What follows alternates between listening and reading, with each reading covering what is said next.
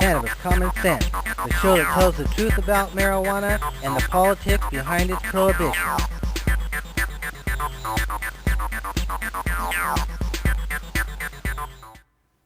Hey, welcome to another exciting edition of Cannabis Common Sense. We have another great show for you tonight. We have a couple of guests. One is Kevin Bjornsen, previously known as Farmer in the Sky. Welcome, Kevin. There you are, see? And right next to him is Dale Petersdorf with Project Scarecrow and the Oregon Sun Growers Guild. And standing by to play music for us this evening is Twig. Welcome to the show, Twig. Thank you. Thanks for coming on. You bet, appreciate it. And thank you folks for watching. We have the hemp news we'll be back with. We have some video clips with Jorge Cervantes and Jack Hare, among others. Keith Strop too. So stay tuned as we bring on the infamous dancing cannabis leaves. I feel the force.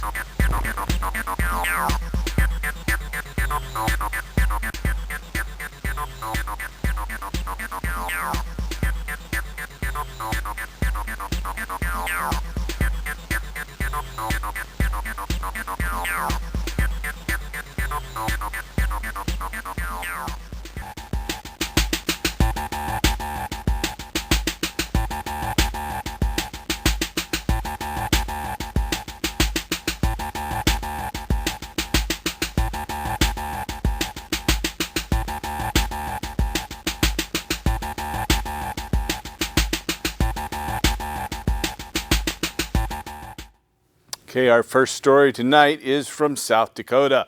A proposed measure legalizing and regulating the adult use and retail sale of marijuana in South Dakota has qualified for the November 2020 ballot. South Dakota Secretary of State's office acknowledged this Monday that the proposed constitutional amendment will appear on the November ballot. The measure permits individuals 21 and older to possess and purchase up to 1 ounce of cannabis and creates a system to license and regulate retail sale of marijuana businesses. Limited home cultivation is also permitted under this measure. The proposal is the second marijuana-specific initiative to be approved by the Secretary of State's office in recent weeks. Last month, South Dakota officials similarly certified Measure 26, which legalizes patient access to medical cannabis, for the November ballot. 11 states and the District of Columbia have legalized the use of adult marijuana by adults. In December, New Jersey lawmakers also decided to place an adult use legalization question on the November 2020 ballot. Additional information on the pending South Dakota initiative is available online from South Dakotans for Better Marijuana Laws. Next story is from Jackson, Mississippi. Mississippi Secretary of State's office notified lawmakers on Tuesday that petitioners, Mississippians for Compassionate Care, had gathered a sufficient number of signatures to place a medical cannabis initiative, Measure 65, before Mississippi's voters. This November, the proposed constitutional amendment establishes a state licensed system of dispensaries to provide cannabis products to qualifying patients. The measure places no limit on the number of dispensaries and mandates that local municipalities shall not impair the ability of and reasonable access to medical marijuana. The proposal further mandates that state officials begin providing licenses for retailers no later than August 15, 2021. According to Ballotpedia's website, Mississippi lawmakers have the opportunity to either adopt or reject the measure prior to November. If the legislature chooses to approve the amended alternative measure, could appear on the ballot. In this case, actually, both measures would appear on the ballot there in Mississippi. On Wednesday, the Mississippi State Board of Health passed a resolution strongly opposing the initiative, opining, quote, marijuana consumption has numerous known harms and is contrary to the mission of public health, end quote. Under Mississippi state law, the possession of over 30 grams of cannabis is defined as a felony offense punishable by up to 3 years in prison. The proposed initiative permits qualifying patients to possess up to 2.5 ounces, or 71 grams of cannabis per 14-day period. In 2014, Mississippi lawmakers passed legislation permitting those diagnosed with intractable epilepsy to possess certain products containing CBD. But the law provides no legal source for such products. Voters in at least 2 additional states, New Jersey and South Dakota, will be deciding on marijuana-specific initiatives this November as well. More could be coming. Additional information about the campaign is available from Mississippians for Compassionate Care. Next story is from Rome, Italy. Italians may grow personal use amounts of cannabis at home without penalty, according to a determination by Italy's Supreme Court. The justices opined that, quote, at home, small-scale cultivation activities are to be considered excluded from the application of the penal code, end quote. The defendant in the case was cultivating 2 marijuana plants. The ruling is similar to a decision made by South Africa's top court in 2018, when South Africa's justices concluded that it is not a criminal offense for an adult to use or be in possession of cannabis in private for his or her personal consumption. More recently, Mexico's Supreme Court ruled that laws criminalizing the private use and cultivation of cannabis by adults are unconstitutional, and they're expected to legalize marijuana later this spring. Our next story is from Augusta, Maine. State regulators have begun accepting applications from those wishing to open licensed adult retail cannabis facilities in Maine. Maine voters initially approved the legalization of adult-use cannabis sales in November 2016 by passing a statewide initiative, but lawmakers led by former Republican Governor Paul LePage repeatedly took steps to delay the law's implementation. Applications may be submitted online to the Maine Office of Marijuana Policy. Licensed stores are anticipated to be operational by spring 2020. As per state rules, retailers will not be permitted to sell adult use customers more than 2.5 ounces of usable marijuana or 5 grams of concentrates in a single day. Retailers will need to first receive local approval before applying for a state operator's license. For more information, visit the Maine Office of Marijuana Policy. The plant Cannabis sativa produces more than 400 different compounds, but only one that we know of, THC, gets you high, or so it seems. A group of Italian researchers announced on December 30th the discovery of 2 new cannabinoid chemicals produced by cannabis, like THC and CBD.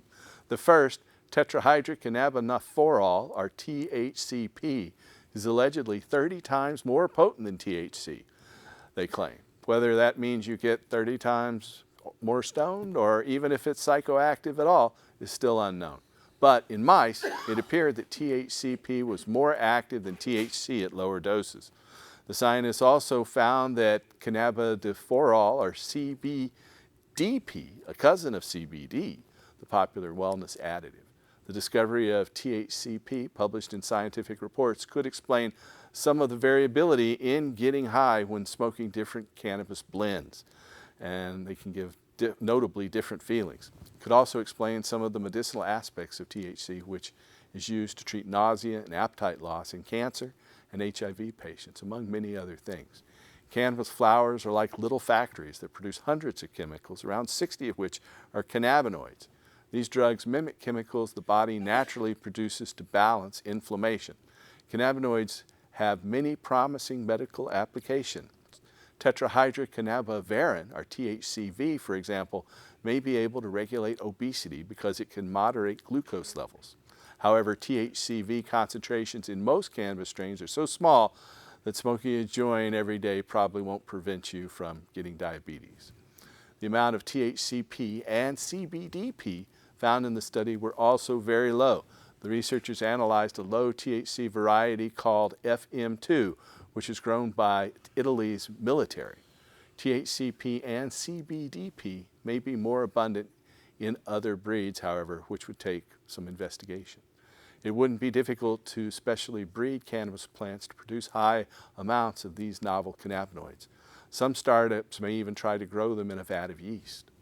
The discovery of these cannabinoids is thanks to advancements in mass spectrometry, a tool scientists use to weigh the mass of atoms and identify compounds. The Italian researchers next plan to tease out the potential applications for these cannabinoids, such as investigating CBDP's anticonvulsive and anti-inflammatory properties.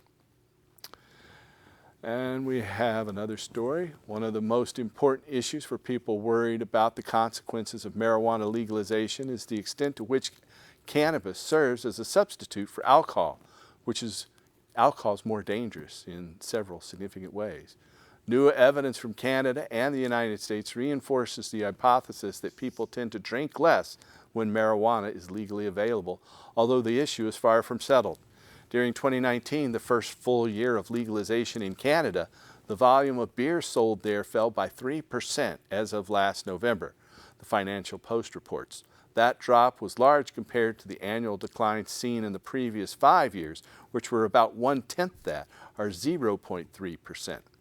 Vivian Azer, an industry analyst for the alcohol industry, was quoted by the Post, said the accelerated slide is probably related to marijuana legalization, and she predicted that the expansion of cannabis products available from the government, licensed or government-run sources, which as of this month includes vapes, edibles, and beverages, will perpetuate this trend.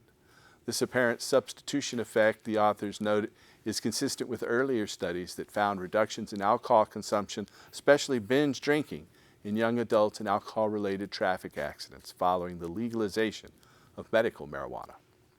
This is our last story tonight. 9 grams of marijuana has landed an Israeli-American woman into a complex world of foreign relations between the United States, Israel, and Russia. Naama Izachar was arrested in Moscow on a layover between India and Israel with 9 grams of marijuana in April. She was later sentenced to 7 years in a Russian prison based on the claim she had admitted to drug possession and trafficking. At her appeal earlier this month, Izachar's attorneys argued that she was coerced into signing documents written in Russian without a translator and in fact did not confess to possession or trafficking. Furthermore, she claimed the drugs weren't hers and she didn't know how they had gotten into her luggage. She, quote, "When they made me sign a document that was written in Russian without understanding what was in it, I hand wrote on the document that did I not understand Russian," end quote. Izachar was quoted as saying to the court by Israeli news. We'll know in the next couple of weeks if Israel will be successful in getting Izachar out of Russia, but things are looking rough. On New Year's Eve, it was reported that Izachar had been moved to a new, worse prison in Moscow. Her family's also claiming that she's not allowed to see them or receive letters. So hopefully the Israelis will be able to get her out, right? Anyway, that's the end of our Hemp News segment tonight. Now we're going to go over to Twig, who has a song here, and she'll be back at the end of the show to play another. Thank you. Welcome, Twig. Thank you for having me. Hey, thanks for coming on. A song about hanging out in the summer and All right. doing what we do.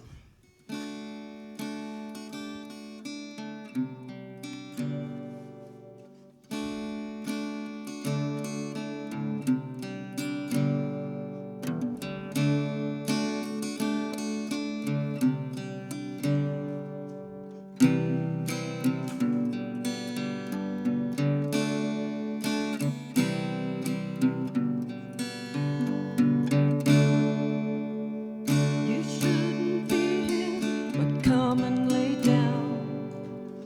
I heard you fell, broke your crown. I'll stay up here, it's a long ways down. Isn't it strange? Things didn't change. If you're so happy, why are you here? We're not in love, oh that's clear. So let's just drink and forget that fear. Isn't it strange? Things didn't change. It should have been me who said goodbye this time for sure. Isn't it strange? She said you'd change, but this time for her, isn't it strange? To see it wouldn't change. For me, isn't it strange? Indeed.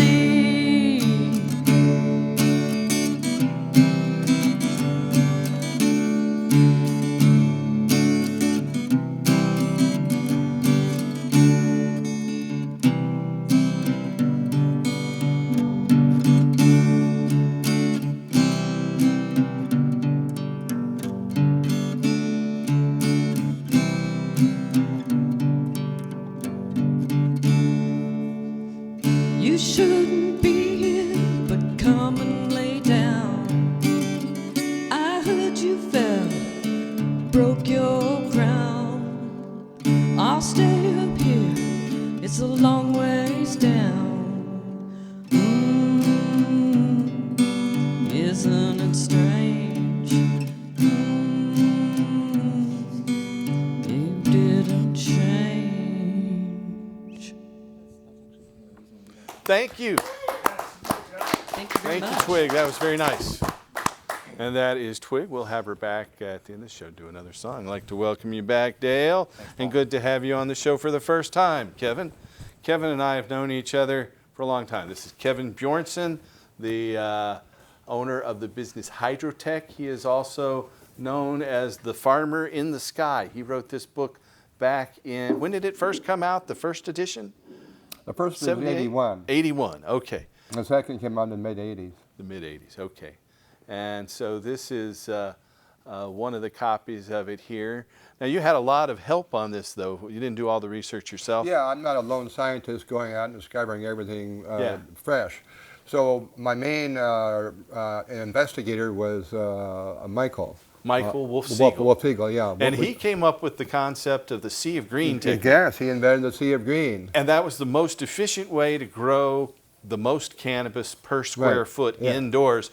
But it led to a lot of people getting, the mandatory minimum sentence, which was based on plant count, Yeah. was based on each plant counts the same as importing a kilo of cannabis. Yeah, well, subsequently, they modified that system to accommodate the plant count by growing short plants, but by squagging them horizontally. Right, right. And so you just have it come up and you have screen about 6 inches above, and then you just force it to go out horizontally. Right. And it takes maybe 2 by 2, 3 by 3, something like that, depending on how big you want to do it. And Wolfie also worked extensively on that, but he's the one that actually started the whole process. So you got into the light business when? When did you first? So you opened a store first in Seattle, Hydrotech, right? Yeah, I started in Seattle in 1981, and I've been growing indoors since '72. So I started the business on University Avenue in the back of Dr. Feelgood's head shop. And after a year, I moved out to Aurora. And that's when I wrote the second edition. So I'm the actual writer, but of course, I couldn't have been able to do that. I mean, I selected... So was Wolfie working with you in 81? Yeah, he was actually my employee, yeah. Even in 81? Yeah, well, no, he didn't come on till the mid-'80s, and then he started in Seattle, and then I transferred him down to Portland. I see. So at the time, I had a Portland store on Sandy Boulevard. And so what I would do, I would select, I would listen to customers, employees and associates, industry people, scientists, and scientific articles. And I would select which ones I thought were useful, and then I would write about. So I was the actual writer and the catalyst drawing everything together. But Wolfie was my right-hand man. He was the guy who actually did the research himself and invented the actual new technique. I see.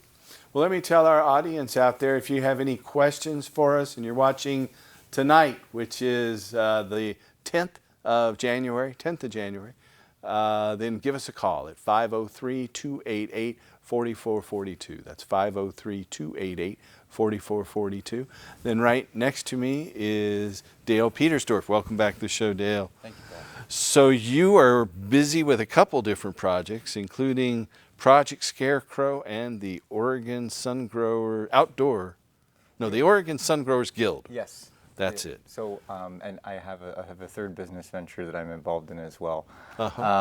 So let's go over those one at a time. Please. Project Scarecrow is a nonprofit corporation that's based out of Salem, and our mission is to facilitate access to quality of life products, therapies, and other services for Oregonians with debilitating medical conditions. And ultimately that breaks down to, we want to help Oregon's medical cannabis patients get better access to the medicines that they need. Right. Not just specifically cannabis from OLCC retailers, which is really the largest and most dynamic network of cannabis distribution in the state now that the medical program is, well, curtailed. Derelict. Yeah, it's about a quarter the size it was It's about 6 years ago in it's terms of very number of small patients. and not nearly as it's not a robust distribution network, not for our Yeah. patients. They're not getting their needs met, and that's actually a big reason why we started Project Scarecrow, was to help medical cannabis patients get better access. But we don't call our patient members medical cannabis patients. And we don't call them that specifically because we feel like it's discriminatory. Like, for example, hypothetically, if you were taking opioids by prescription from your doctor, you wouldn't refer to yourself and you wouldn't tolerate it if anyone else referred to you as an opioid patient, would you? Just casually? No, it would be weird. It would be It's weird. to It have would be to an designated that. invasion of your privacy. Yeah. So we feel like it's discriminatory and an invasion of privacy to refer to people, to label people by the type of medicine they choose to use in their life, or the type of medicine their doctor prescribes to them. So, So that's Operation Scarecrow? that is Project Scarecrow. Project, excuse me. That's okay. Project Scarecrow. And And if someone wanted to reach out to Project Scarecrow and contact you about your mission and find out more, how would they do that? well, you can call our office directly at 503-779-7755, or you can, there's contact info on our website at projectscarecrow.org. Okay, that's easy enough. Yeah. And in the interest of time, I'll move on to the next Okay. venture real quick, just to kind of give an idea of all the different pies I have my fingers in. Sure. The Oregon Sun Growers Guild is a group of cannabis cultivators out of primarily based in Southern Oregon. That's where a lot of the sun growers reside and where they grow their crops. But we have members all over the state, and we have been very active at the legislative level for a long time, trying to, originally we got together in 2014, and that, back when medical was all that was legal. So patient access and patient rights have been a big part of the Oregon Sun Growers Guild, which was very near and dear to my heart, because I came into this whole world as a medical grower. And lastly, I'm also part owner of a cannabis business development company with Pioneer Pete Gendron, with Omnibudsman Enterprises. Okay. So I know that name is familiar to you. Have you ever heard of Peter Gendron? No. No. He's in my experience and in the opinion of some folks at the state level, he's one of the top cannabis compliance experts in the state. And so you're working together on this Omnibudsman? that is our private business venture that we're I see. partnered with. He's also my. And you're both involved in the Oregon Sun Growers Guild. I know that. He is the both president of the Oregon involved Sun in the Growers Project Guild, Scarecrow? and he is the chief operations officer for Project So you've Scarecrow. got three different yes. things you're working together We're both involved in all three of these projects. Okay, great. And when you've been on the show before, you had him Yep, here with you. he was here with me previously. Yeah. He couldn't make it at the last minute here tonight, though, No, unfortunately. unfortunately, he was not prepared to come up to Portland this evening. Sure. Okay. Well, that is great. You know, another person who's been involved with the Oregon Sun Growers Guild is our friend Jorge Cervantes, who's produced a number of videos about the Oregon Sun Growers Guild. And we have a video not about the Sun Growers Guild, but a video about big, healthy flowers from him. We'll be back in about 3.5 minutes. Hope you enjoy. Now this bud here is very interesting. It's from a plant they call BC, and it is ahead of the other plants that I was looking at. It's coming on riper sooner, and boy, if you look at this bud, it is beautiful. It's going to be a lightweight bud, but it's just packed with resin. And it's very, very close to harvest. You can see it's just sugar-coated with resin. and then these little pistils have started to die back. They're turning brown or reddish brown or a darker color. That means senescence, or the end of life for the plant, is at hand. And then further down we can see that it's been deprived of fertilizer, naturally, of nitrogen, maybe a couple other things too, because it could swell up more. But at the same time, you don't want to fill this up with a chemical fertilizer the last couple of weeks. So they could be lightening up a little bit here. But like I say, just a beautiful bud. Now you look further down on some of these branches. These leaves are already dying back pretty strong. So these will just knock off.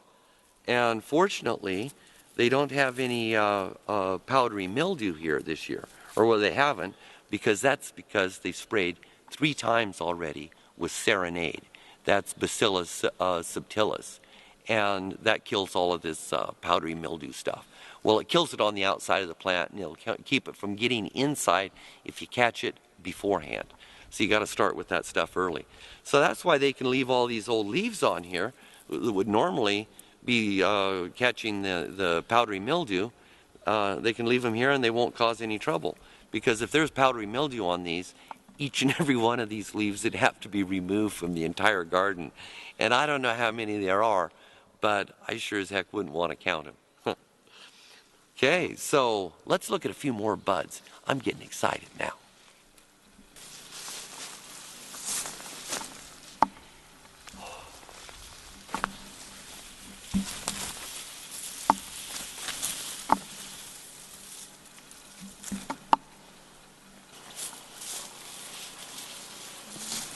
Ooh, whoa. Ooh, that's a beauty. Look at that bud that's just swelling up real nice. Beautiful. Beautiful. I think I might want to smell this.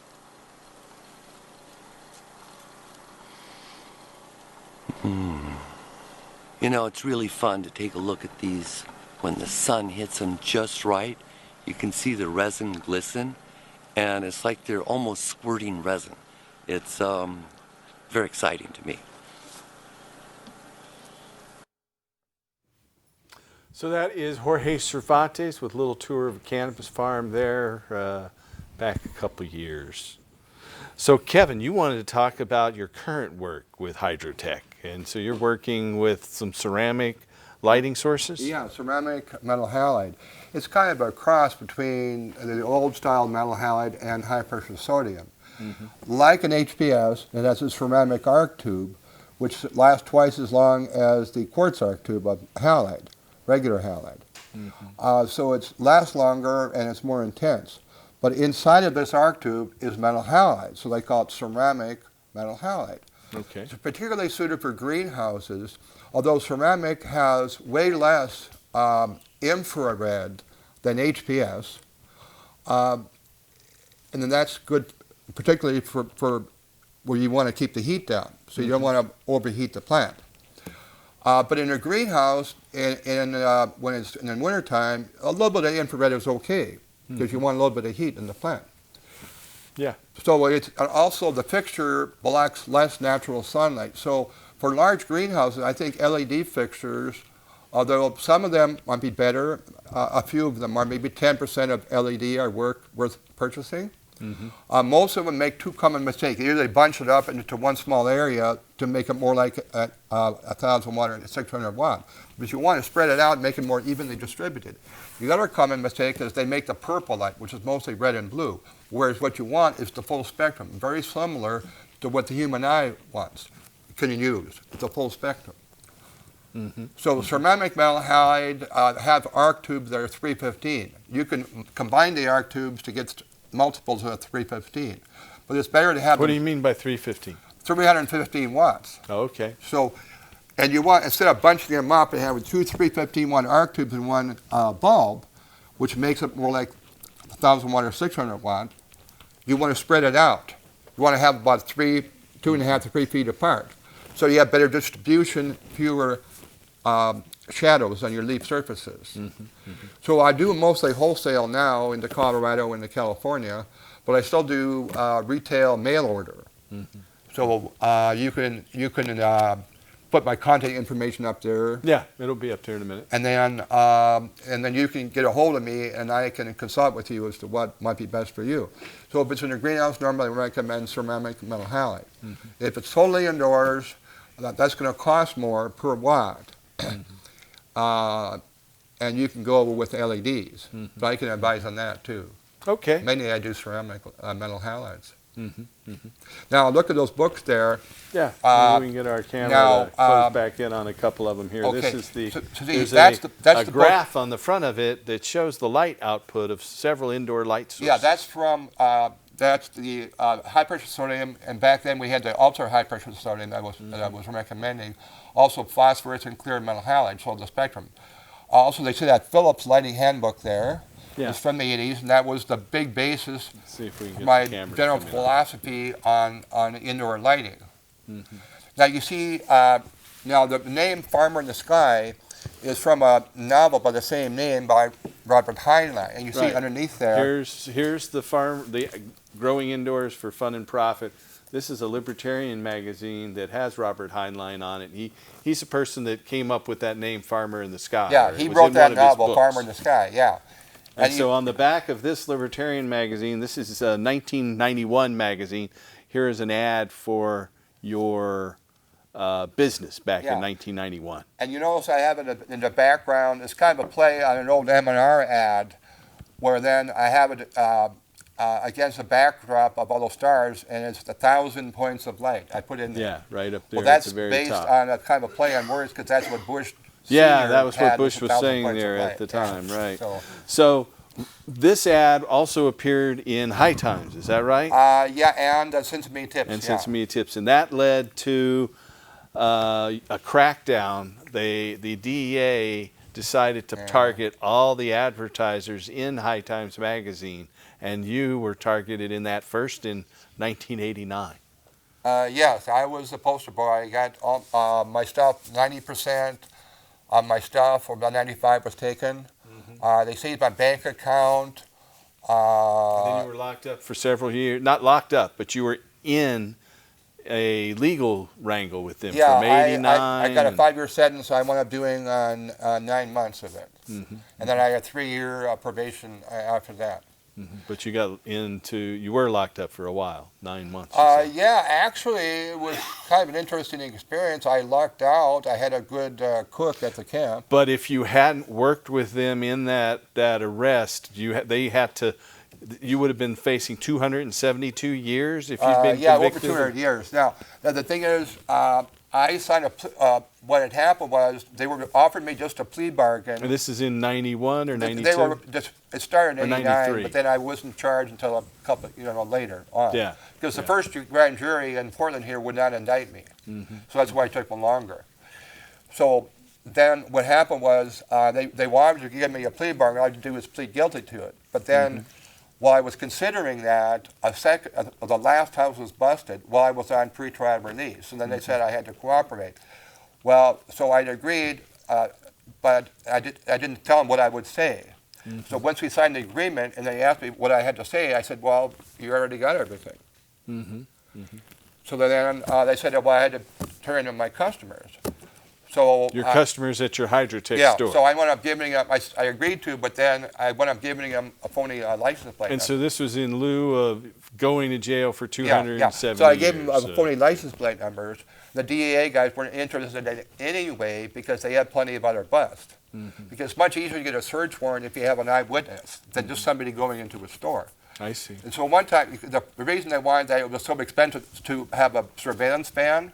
And one time they had a surveillance ban to see if I would turn everybody in, and they complained that I didn't.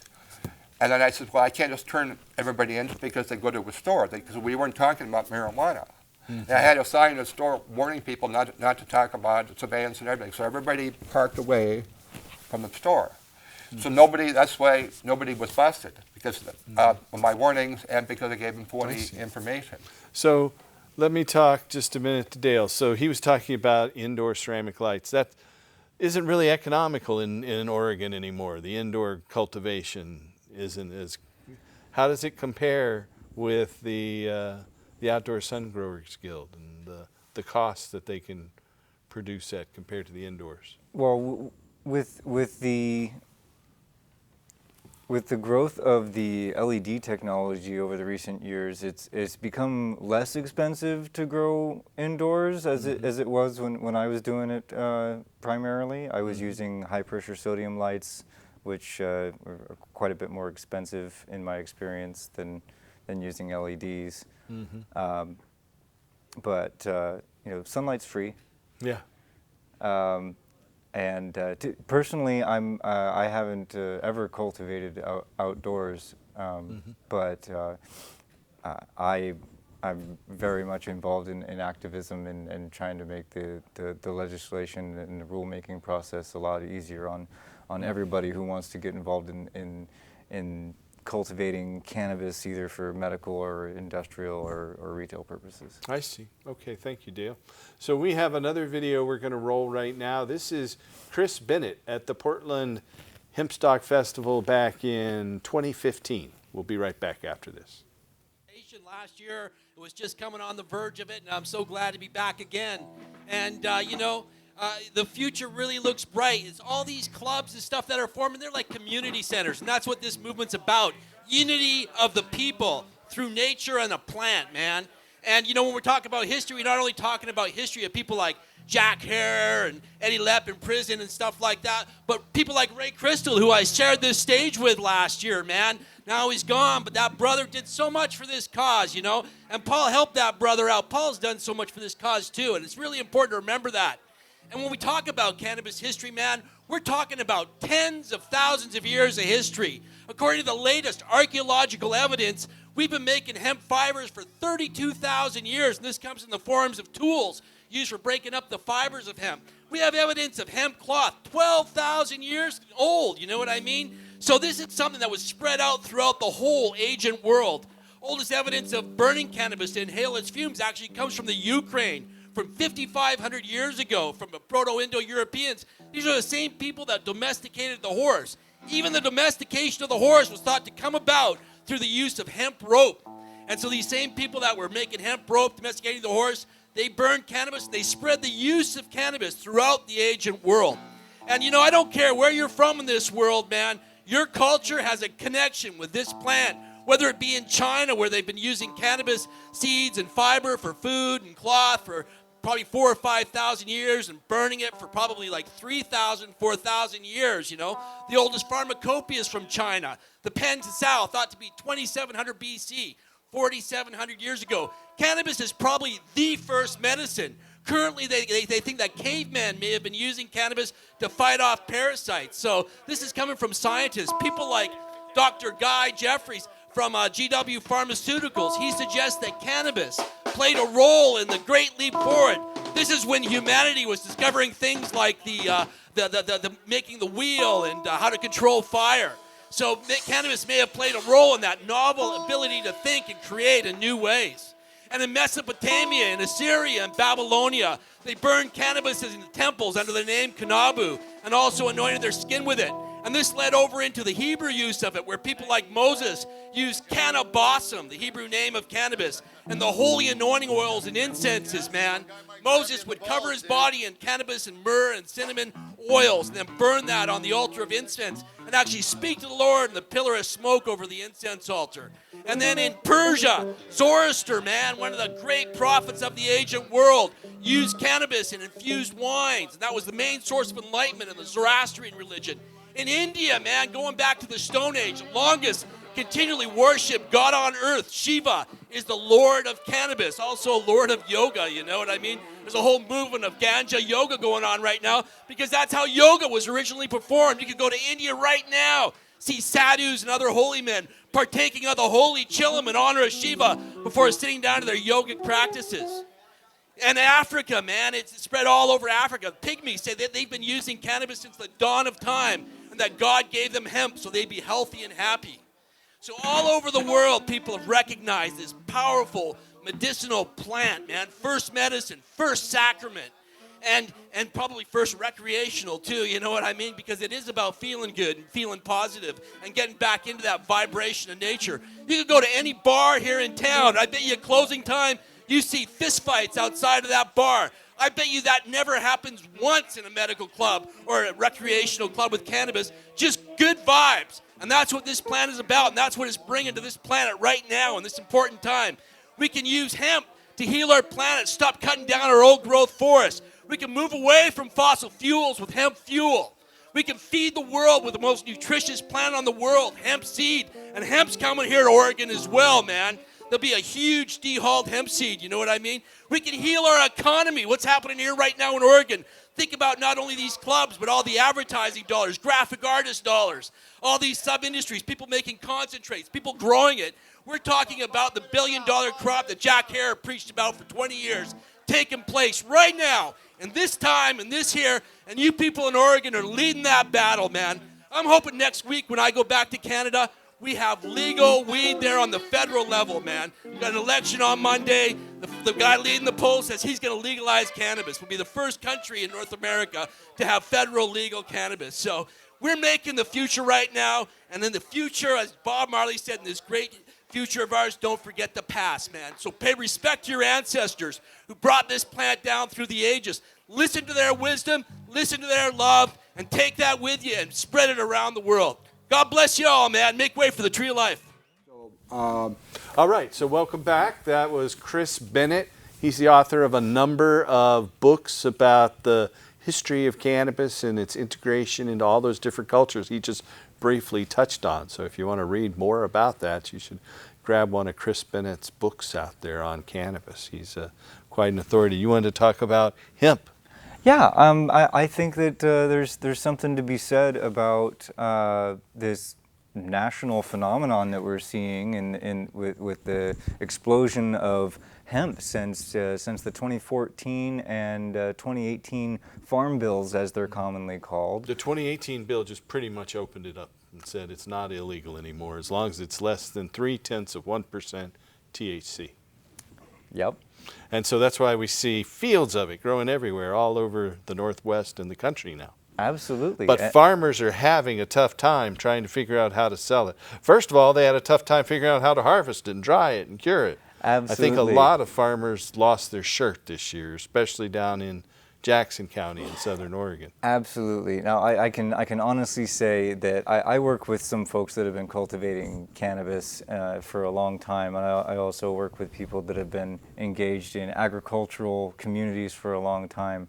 And my partner Pete, for example, Pioneer Pete, he's often quoted saying, "Never in my life have I seen more people grow a crop with absolutely no idea what they were going to do with it when it came to harvest time." Mm-hmm, mm-hmm. And that we're seeing a very rough maturation process for this industry. We've got a lot of first-time cultivators who don't really know what they're working with, who don't have any real experience. You know, rice and corn and soybean farmers aren't really gonna. I don't really expect them to have a whole lot of first-hand knowledge when it comes to cultivating hemp for any reason, whether it's for seed or fiber or for flour or for oil production, because each one of those different end product types is going to require a different setup for harvesting, and curing, harvesting all drying, the way through. Yes. Selling it to the market, all those different things. I know the Medford Mail Tribune, the newspaper down of the main newspaper in Southern Oregon, said in the middle of the summer that in 2018, going back the previous 10 years, every year in Jackson County, that the #1 crop had been pears and grapes. And that this year, or last year now, 2019, there were more hemp growers than pear and grape growers combined, both in terms of the land cultivated and the number of farmers that were doing it. We currently have about approximately 1,900 hemp registrations in the state. I see. For And a lot of those are in Jackson County. I'm not sure the exact number, but it's pretty amazing driving through the Rogue River Valley Absolutely. during the summer this year after the Southern Oregon hemp stock that we were at. And how much of this material do you think is going into CBD products? Probably the majority of it, right? Absolutely. Yeah, the I mean, most majority people of aren't growing for seed oil and protein because they don't know where they're going to sell it. They're trying to get that $150 a pound for CBD flowers. That's really or, low. Yeah, whatever it is. What is it then? Well, I mean, $150, some people are seeing that. But that's another phenomenon that we're seeing in this market is that in agriculture, you don't usually see buyers setting prices ever.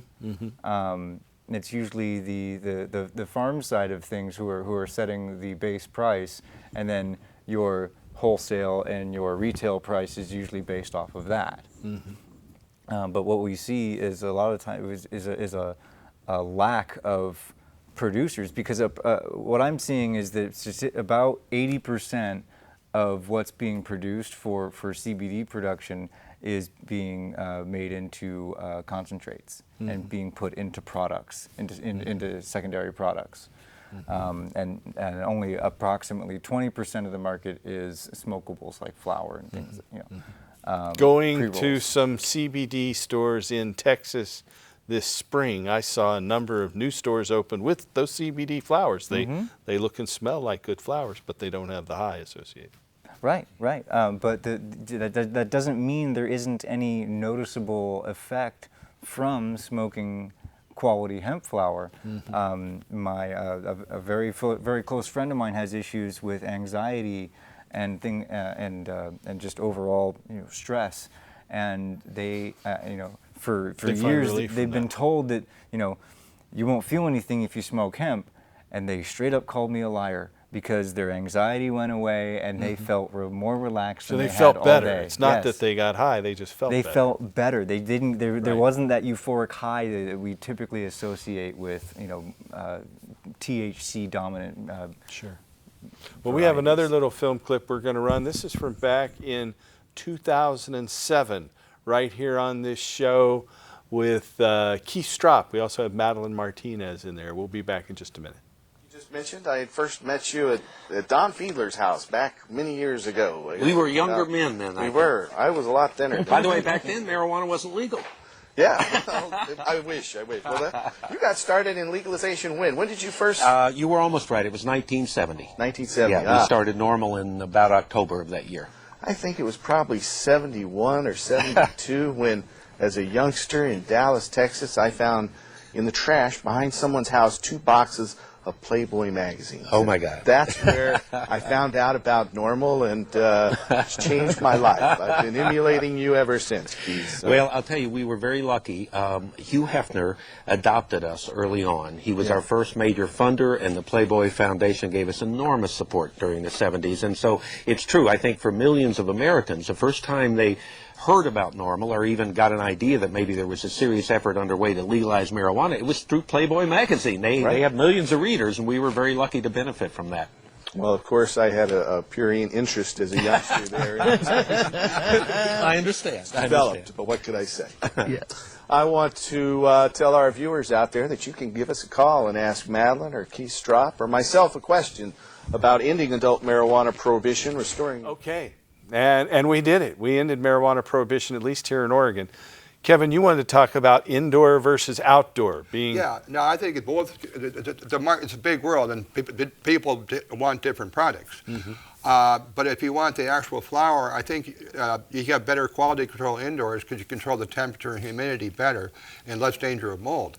The other thing is, even if you are growing outdoors, let's say you can start your plants indoors in the wintertime. And then transplant them to outside. So the other thing is, in Washington State, there's more rain than in Oregon typically. So it's less conducive, depending on what part of the state, to outdoor growing. So there's a lot of green. We saw a lot of mold this year, and especially last year. Yeah. Well, in Washington State, the Cannabis Board is not really monitoring it. So the licensed growers are selling into the black market, which has caused a lot of the basement growers to retire because of the low prices. To get back to this issue of the indoors, You can start them indoors, but also you can grow year-round. And some people want the actual buds. I myself, I'm kind of old-fashioned. I prefer to smoke the actual buds. But yeah, and the more the merrier. I think it's great that we're finally able to grow it outside also. You're from Washington State, though, Yeah. so you can't grow your own in Washington State yet. But there's a move if you're to medically certified, you can grow your own. once you're medical, but without a medical, you can't do that. between 4 and 15 plants, you can get medically If you have a certified medical. pretty easily. But the adults can't grow without being medical. No, you in Washington cannot- State, here in Right. Oregon, we can grow 4 plants per household, not per resident in the household, but 4 plants per household, unless, again, you're medical, and then those numbers go up. So for a greenhouse, which is a lot of greenhouses, most of the cannabis in Washington, I think, is greenhouse, for the THC anyway. And for that, I think ceramic metal halide is the best, because it's cheaper than LEDs, it blocks less natural sunlight, and it's a better spectrum. Ceramic is more like natural sunlight. Natural sunlight is the best spectrum for growing plants, because the plants have evolved to it over the years. But we can simulate that with artificial light if we go full spectrum, and ceramic is pretty full spectrum. Over 90% of the natural sunlight is considered full spectrum. I see. So that's Okay. what I'm focusing on now is that ceramic metal halide. I'm also getting into LEDs a little bit. Do you mean in terms of your retail? Yeah, I business do in have hydrotech? I do have some LED products, but mainly the big volume that I do wholesale, I like thousands of them, is ceramic metal halide. I see. How much does a 315 watt ceramic metal halide cost? I've got a 348 complete, and that's equivalent to like 600. So when you say complete, what does that mean? That's With the reflector, and I designed a new reflector for it, unique to the unique characteristic of the ceramic metal halide arc tube, which is nearly spherical. So you can use a different shaped hood instead of a sodium shaped hood. Okay, so with the hood, the bulb, and the valves, everything, all the gear needed for the light is 348. That's retail. Then I give a discount for quantity, and you can buy the components also. I see. Okay. So Dale, tell us more about what's going on now with Project Scarecrow. And what we're down to just 5 minutes left. We got about 2 minutes for us to talk. What do you want to say in closing? Well, we've been working really hard on our administrative side of things. We're just about getting our beta membership card design finished, which is what we're going to be giving our patient members when they when they go into retail stores to ask for a donation. So, you know, and we're going to be talking, we're also talking with numerous OLCC retailers in Salem, some here in Portland, some down in Southern Oregon, and we're feeling them out to see who's interested in helping patients, because there is room in the law, in the rules, that allow OLCC licensed producers, processors, and retailers to donate cannabis and cannabinoid products directly to OMMP patients. Sure. That's So to exactly, find out more, we're down Yeah. to just about a minute left for us to talk. Where should they go to get in contact with you again? Phone number, website? Phone number is 503-779-7755, and our website is www.projectscarecrow.org. All right, thanks for coming on Thank you, again. Paul. And so, Kevin, you got your book there. If somebody wants to reach out to you, we have some graphic here that's going to pop up on the screen. So, Yeah, you can put my contact information They on would. the screen again. But I want to add one more point. Please do. You can grow your own indoors and then extract it yourself. I think the best method of extraction is with vegetable oil, because it's non-flammable, and you just extract the good stuff. You like not all the other stuff. And so what you do is you mix with vegetable oil, and then you can squeeze it out, and then let it settle by gravity, so that heavier oil will sink to the bottom, and you just siphon off the lighter oil. so there you are. Your name's Kevin Bjornsen. Your business is Hydrotech. Your number is 206-547-2202. 2202. 2202. Say it again. 2202. It's 206. oh, now they lost it. There Yeah, it is. that 206 because it's Seattle area code, but we've actually moved to Elmo. Yeah. So 547. And then it's 547-2202. Tech. Yeah, and I'd love to talk. You don't have to buy anything. I'd like to talk. Yeah, if you to have any questions, give them a call. I want to thank you folks for watching. We're going to go out on another song with Twig. Thanks for coming on again, Twig. Thank you, Kevin. Thank you, Dale. I'm very good. Thank you, viewers. We'll be back again next week with another live show. Tune in then and help us restore hemp. Right. Good night.